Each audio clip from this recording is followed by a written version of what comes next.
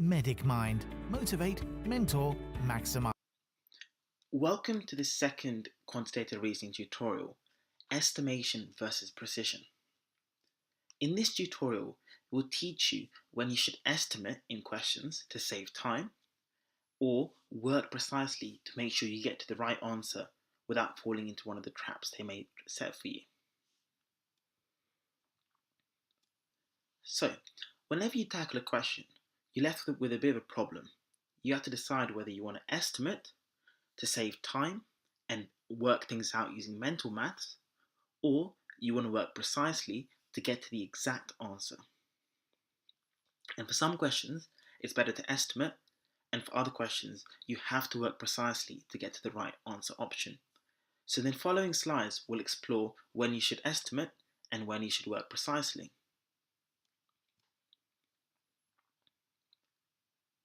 So, why do we have to estimate?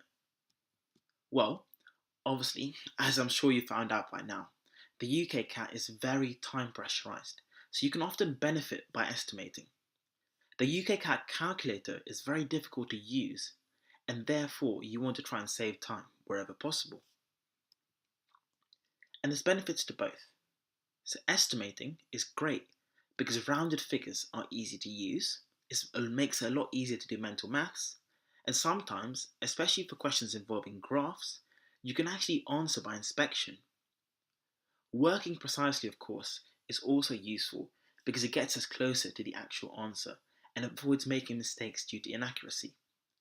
If we had an unlimited amount of time, working precisely is obviously the best way to go forward for any maths question.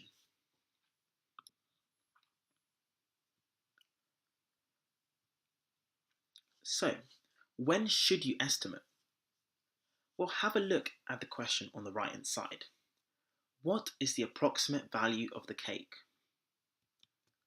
The first scenario when you want to estimate is when the answer options are spaced out. So for example, in this question with the cake, the answer options are £8 apart from A to B, £11 apart from B to C, £5 apart from C and D, and so on. This means that you could probably work to the nearest pound for this particular question, and that would save you time in getting to the right answer. Also notice that in the question there's trigger words. Here the trigger word is approximate, and it may seem very simple, but in the UKCAT, whilst you're rushing, reading things quickly, trying to process data, feeling under time pressure, you quite easily miss words such as approximate and estimate. Therefore, on test day, we want you to look out especially for these keywords because they can help you save so much time as the question is essentially telling you that you don't have to work precisely.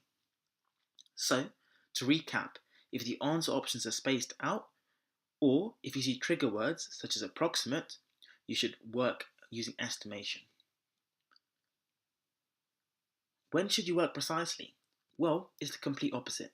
When the answer options are close together, or when you see trigger words such as exact or precise. Have a look at this example. What is the exact value of the drink?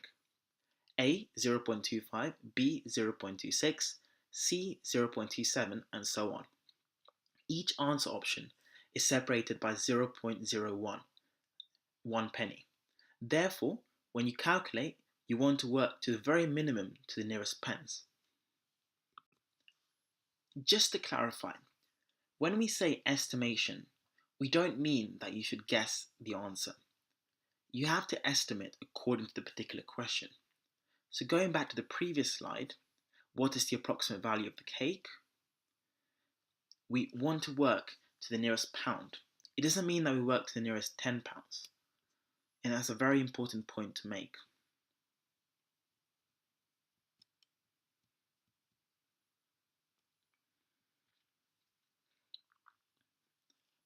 So estimating with graphs.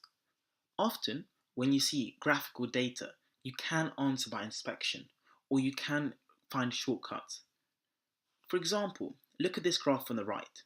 On the axes, on the y-axis, they've shown the units to the nearest 100. This means that they don't want you to read to the nearest 1 unit. so don't bother wasting time trying to read the graph too accurately. On this particular occasion, the gaps are so small between the nearest 100 markers that they probably only want you to read to the nearest 50, or the very most to the nearest 25. So therefore, don't waste your time trying to read a graph too accurately if the axis doesn't enable you to do so.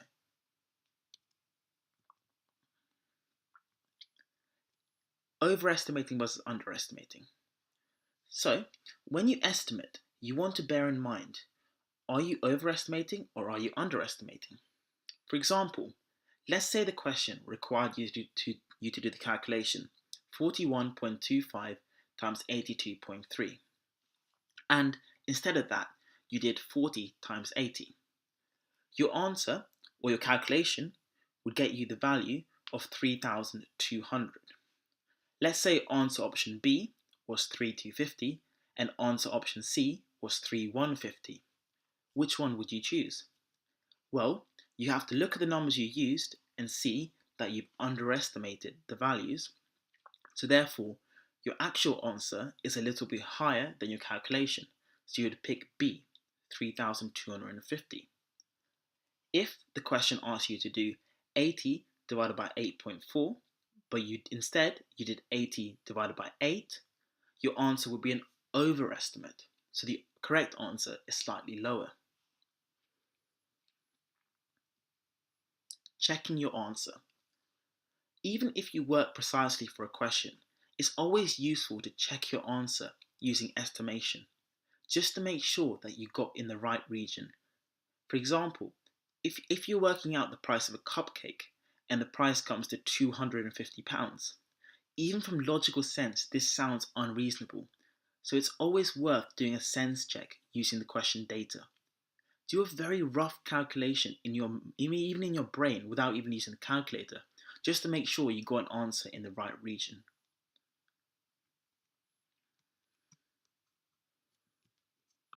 Thank you for watching this free Medic Mind tutorial. We aim to make UKCAT revision simple, visual, but most importantly, affordable. For £20 you can unlock all 150 tutorials in our online course. You can also buy our 6 expert UKCAT guides written by a teacher who scored 900 in 3 sections. Or you can have all 150 video tutorials, each of the 6 UKCAT books and a full classroom course for just £35. Medic Mind. Motivate, mentor, maximize.